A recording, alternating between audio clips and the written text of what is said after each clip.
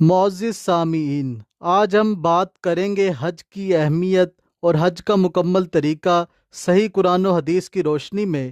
اگر اس ویڈیو کو پورا دیکھ لیں اور سیکھ لیں، پھر اس طریقے پر حج کریں اللہ کی رضا کے لیے، تو اللہ سے امید ہے کہ اللہ مقبول حج کا ثواب عطا فرمائیں گے، جس کو حج مبرور کہتے ہیں، اور جس کے بارے میں آپ صلی اللہ علیہ وسلم نے فرمایا حج مبرور کا بدلہ جنت ہے۔ معزز سامعین، اس بات کو ذہن نشین کر لیں کہ جو یہ طریقہ بیان کیا جائے گا یہ دارالافتاء جامعۃ السعید سے تصدیق شدہ ہے۔ آئیں حج کے بارے میں بات کرتے ہیں۔ حج اسلام کا بنیادی ارکان میں سے ایک اہم ترین رکن ہے، اور یہ ہر اس شخص پر زندگی میں ایک مرتبہ فرض ہے جو صاحب استطاعت ہو۔ قرآن میں ہے جس کا ترجمہ ہے، اور اللہ کے لیے لوگوں پر اس گھر کا حج فرض ہے جو بھی اس تک پہنچنے کی استطاعت رکھتا ہو۔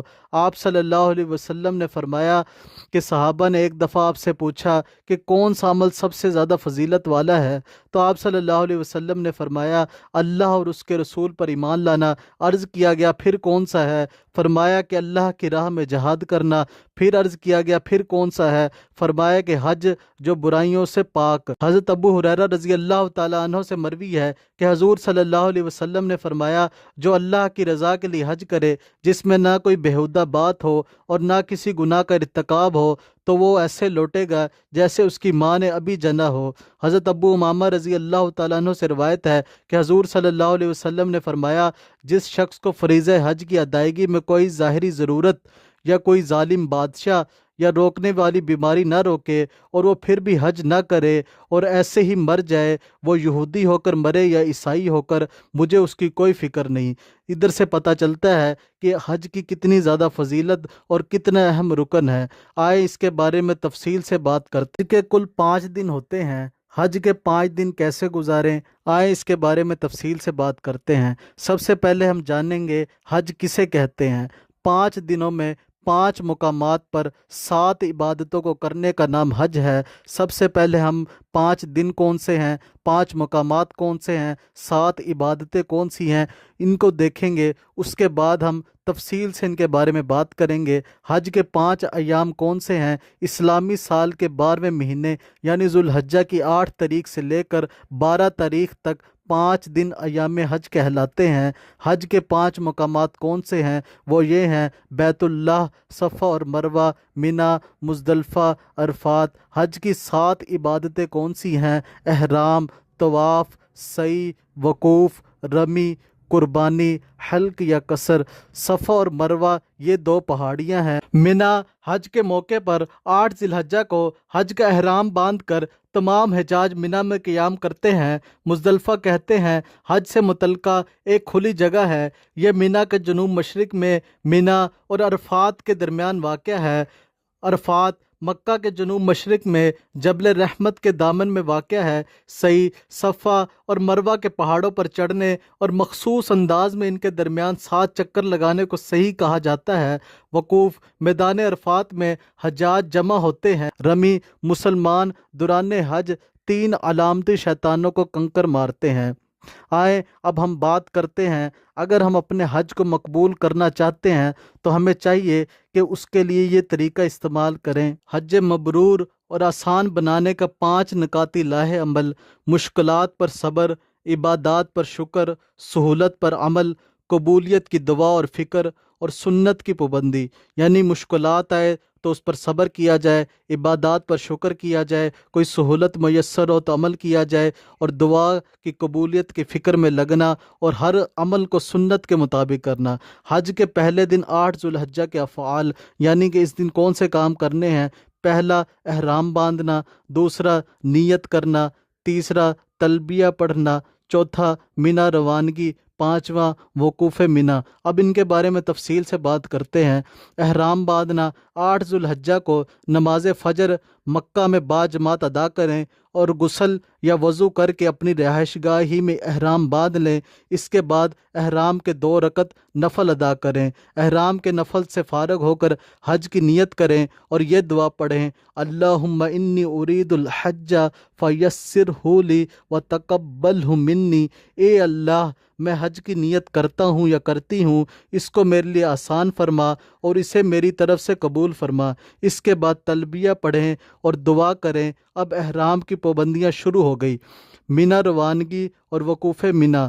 طلوع آفتاب کے بعد مینا روانہ ہو جائیں۔ انتظامی آسانی کے لیے رات کو جانا بھی درست ہے۔ 8 ذو الحجہ کی ظہر، عصر، مغرب اور عشاء کی نمازیں مینا میں باجماعت ادا کریں۔ حج کے دوسرے دن 9 ذو الحجہ کے افعال۔ یہ بہت اہم دن ہے۔ 1 فجر اور تکبیر تشریق، عرفات روانگی، ظہر اور عصر، وقوف عرفات، مزدلفہ روانگی، مغرب اور عشاء۔ مینا میں نماز فجر کی ادائیگی اور تکبیر تشریق۔ 9 ذو الحجہ کو نماز فجر مینا میں ادا کریں۔ 9 ذو الحجہ کی نماز فجر سے 13 ذو الحجہ کی نماز عصر تک ہر نماز کے بعد تکبیر تشریق کہنا واجب ہے۔ اس لیے حاجی اور غیر حاجی دونوں کو چاہیے کہ وہ ہر نماز کے بعد تکبیر تشریق کہے۔ اللہ اکبر، اللہ اکبر، لا الہ الا اللہ، اللہ اکبر وللہ الحمد۔ یہ تکبیر تشریق۔ میدان عرفات روانگی اور وقوف عرفہ۔ طلوع آفتاب کے بعد غسل، جو کہ سنت ہے، یا وضو کر کے تلبیہ کہتے ہوئے عرفات روانہ ہو جائیں۔ اگر کوئی نماز فجر کے بعد اور طلوع آفتاب سے پہلے عرفات کی طرف روانہ ہو گیا تو اس میں بھی کوئی حرج نہیں۔ زوال سے سورج غروب ہونے تک میدان عرفات میں وقوف کرنا حج کا سب سے بڑا رکن ہے۔ اگر کوئی حاجی زوال سے غروب آفتاب تک ایک لمحہ کے لیے بھی عرفات پہنچ گیا تو اس کا حج ہو گیا۔ رسول اللہ صلی اللہ علیہ وسلم کا ارشاد ہے، الحج عرفہ، یعنی اصل حج تو عرفہ ہے۔ دوران وقوف عرفہ تلبیہ، دعائیں اور استغفار۔ یہ وقت قبولیت دعا کا خاص وقت ہے، اس لیے تمام وقت تلبیہ، خشوع و خضوع اور گریزاری کے ساتھ دعا اور استغفار میں مشغول رہیں۔ اپنے ماضی کے گناہوں اور کوتاہیوں پر اللہ کے حضور معافی اور اپنے مستقبل کے لیے گناہوں سے پاک زندگی کے طالب ہوں۔ وقوف عرفہ کے موقع پر نبی صلی اللہ علیہ وسلم نے مندرجہ ذیل دعا کو بہترین دعا اور بہترین کلمہ قرار دیا، لا الہ الا اللہ وحدہ لا شریک لہ، لہ الملک ولہ الحمد وہو علی کل شیء قدیر۔ عرفات میں نماز ظہر اور عصر کی ادائیگی۔ عرفات میں ظہر اور عصر کی نماز اپنے خیموں ہی میں جماعت کے ساتھ ادا کریں۔ ظہر کی نماز ظہر کے وقت میں اور عصر کی نماز عصر کے وقت میں۔ غروب آفتاب کے وقت مزدلفہ روانگی۔ غروب آفتاب کے بعد مغرب کی نماز پڑھے بغیر تلبیہ کہتے ہوئے مزدلفہ روانہ ہو جائیں۔ مزدلفہ میں نماز مغرب و عشاء کی اکٹھی ادائیگی۔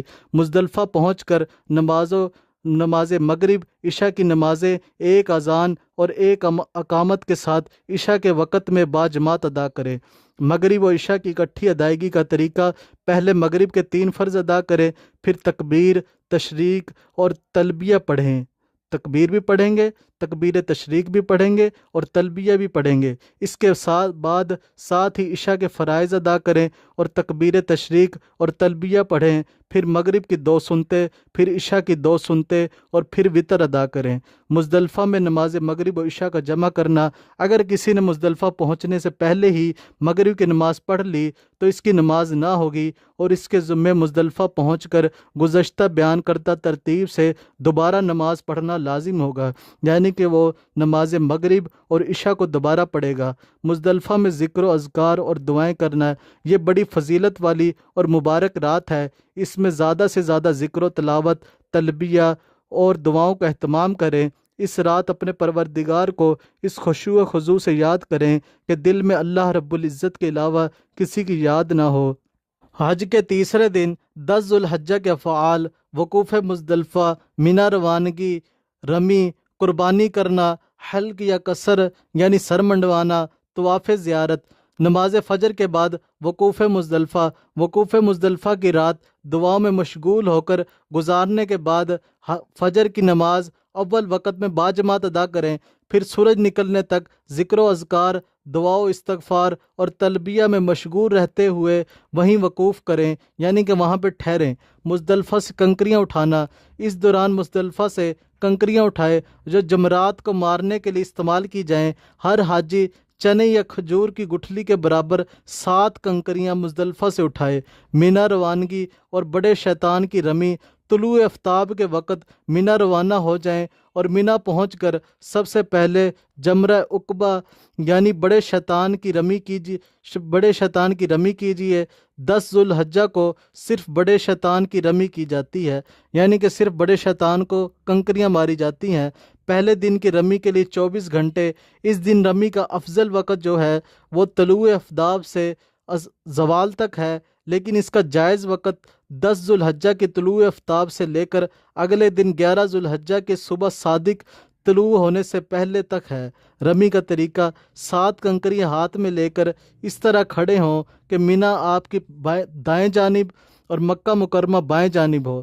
دائیں ہاتھ کے انگوٹھے اور شہادت کی انگلی سے پکڑ کر ایک ایک کنکری ستون پر مارتے جائیں۔ کنکری کا احاطے میں گرنا کافی ہے، ستون کو لگنا ضروری نہیں۔ ہر کنکری مارتے وقت بسم اللہ اللہ اکبر رغمن للشیطان ورزن للرحمن کہیں۔ پہلی کنکری مارنے سے پہلے تلبیہ پڑھنا بند کر دیں اور جمرہ عقبہ بڑے شیطان کی رمی کے بعد اس کے پاس کھڑے ہو کر دعا نہ مانگے۔ رمی کے بعد قربانی کیجیے۔ قربانی کرنا واجب ہے۔ اس قربانی کے لیے 3 دن یعنی 10، 11، 12 ذو الحجہ مقرر ہیں۔ ان دنوں میں جب چاہیں قربانی کر لیجیے۔ حلق یا قصر کروانا: قربانی کرنے کے بعد مرد پورے سر کے بال منڈوائیں یا پورے سر کے بال انگلی کے پور سے کچھ زیادہ کاٹیں، مگر سر منڈوانا افضل ہے۔ خواتین پورے سر کے بال انگلی کے پور سے کچھ زیادہ کتروائیں، تاہم چوتھائی سر کے بال پورے سے کچھ زائد کاٹ دیے جائیں تو کافی ہیں۔ حلق یا قصر کی شرعی حیثیت فرض کی ہے اور اس کے بعد سوائے ازدواجی تعلق قائم کرنے کے احرام کی تمام پابندیاں ختم ہو جاتی ہیں۔ تینوں کام ترتیب سے کرنا، یعنی کہ پہلے رمی، پھر قربانی، پھر حلق۔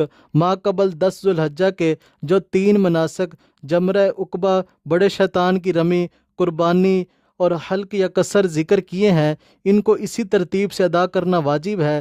اگر کسی نے اس ترتیب کے الٹ کیا تو اس پر دم لازم ہوگا، یعنی کہ دوبارہ قربانی کرے گا۔